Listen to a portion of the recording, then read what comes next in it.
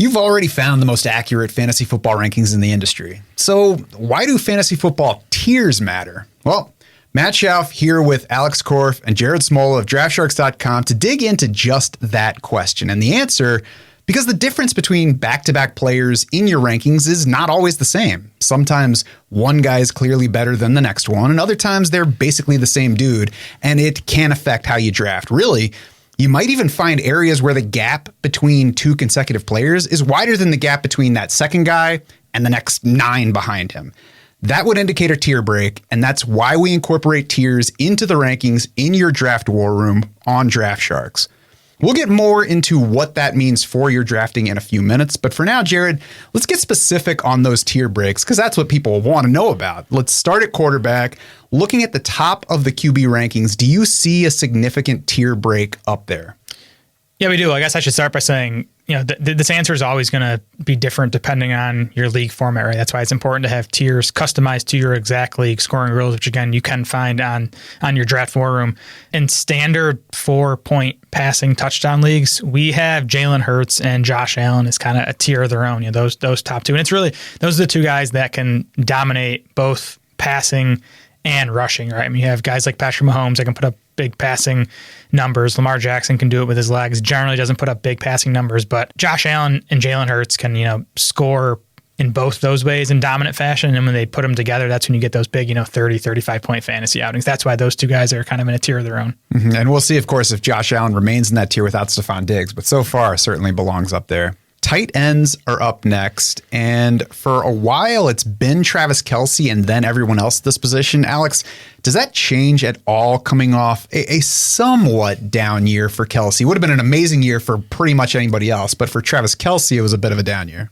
Yeah, definitely a little bit of a down year last year when he was going, fifth overall. I mean, that's not what you want, but this year we still are projecting him as the tight end 1, and there is a pretty healthy margin between him and then the next guy, which happens to be Mark Andrews. So right now, we are absolutely classifying him as a tier 1 tight end and a tier of his own. But Andrews and Laporta coming in tight in tier 2, and they are very, very close. But then when you start looking at tier 3, that's basically the next 9 tight ends where they're almost interchangeable, and we strongly recommend just draft the one that goes the latest because there's effectively no difference in them because their projections are basically the same.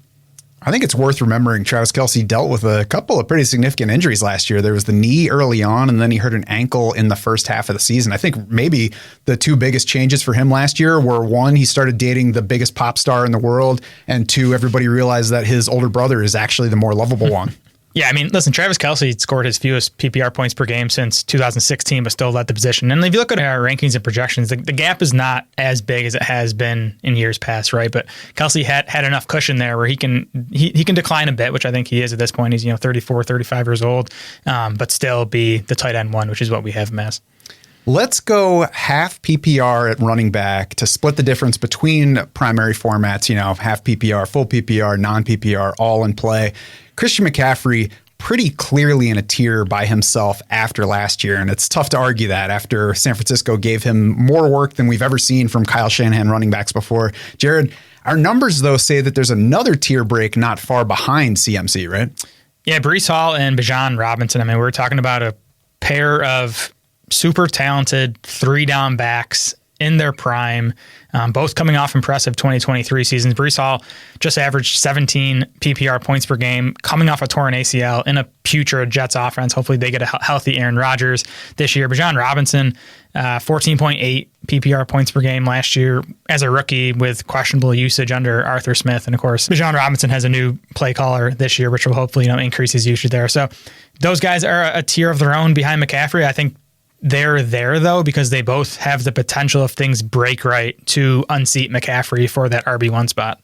They're both good examples of why you have to think differently for different players. If most guys enter the league the way Bijan Robinson did last year, you would say, yeah, now I doubt him a little bit this year, but he's still that stud guy that went among the top 10. We had the coaching change that could be the change he needed. And Breece Hall, I was skeptical last year coming off the ACL tear, and then once he got healthier later in the season, he reminded you he's that guy that can produce even if the offense isn't great, even if there's the injury question. You, at some point, just bet on talent.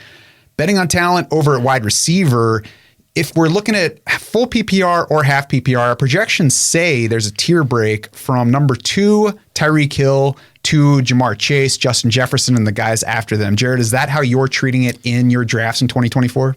I am, yeah, and it doesn't necessarily mean that, Jamar Chase and Justin Jefferson aren't, picked right behind Tyreek Hill and CeeDee Lamb. I think they should be in a lot of cases, but I do see a bit of a tier break there, and it's less about Jefferson and Chase and just more about Tyreek Hill and CeeDee Lamb's combination of safety and upside, right? These guys finished 1-2 in fantasy scoring last year. They're both back in the same offense with the same quarterbacks with very similar target competition. So the safety is there. Again, we saw the upside last season. They're just, two of the safer picks in all of fantasy football. Yeah, that's the way I've been drafting it as well. And if you're drafting a whole bunch of teams, you mix things up so that not every team looks the same. But if you're drafting a couple, that's when these decisions really matter and where you break those tiers and make those decisions.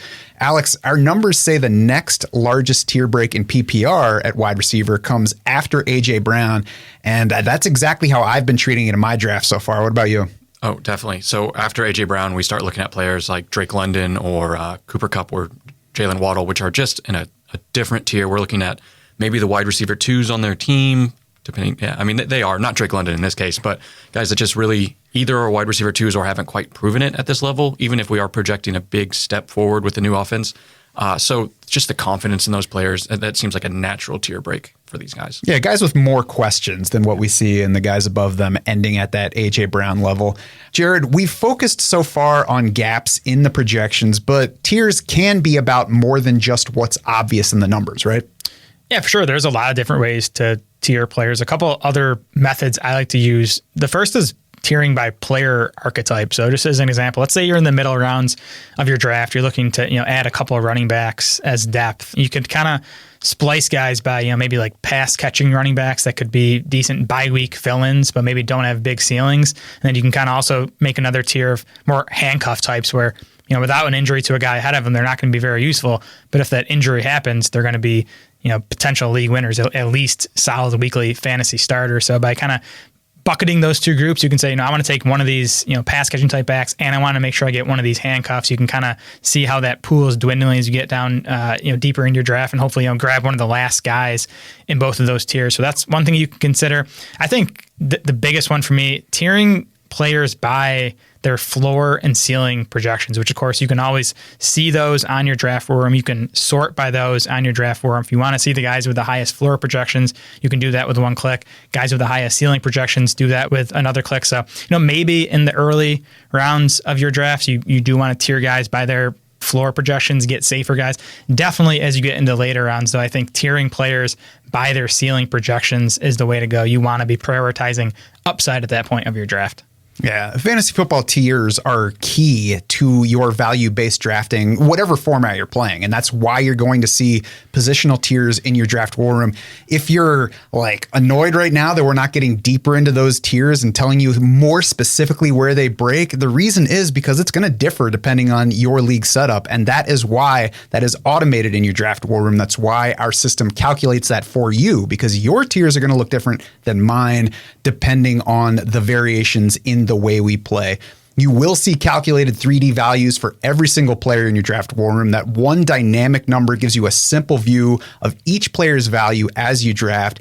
That highlights value breaks not only within a position, but also across positions. And it's dynamic because that value changes, updates as you draft, depending on a lot of factors: who you have on your team, who your league mates have drafted, what's left on the board, ADP, all the things that go into it. We have 17 in-draft indicators that the Draft War Room is constantly keeping in mind and calculating to control those values within your Draft War Room. You can find our rankings tiers customized to your exact scoring system when you sync a Draft War Room for your draft, and you'll get those dynamic values constantly recalculated for you as you draft, as I said. So you get to relax and focus on drafting the best team. Become a DS Insider to take advantage of the Draft War Room and the rest of the game-changing help for your draft, available at DraftSharks.com.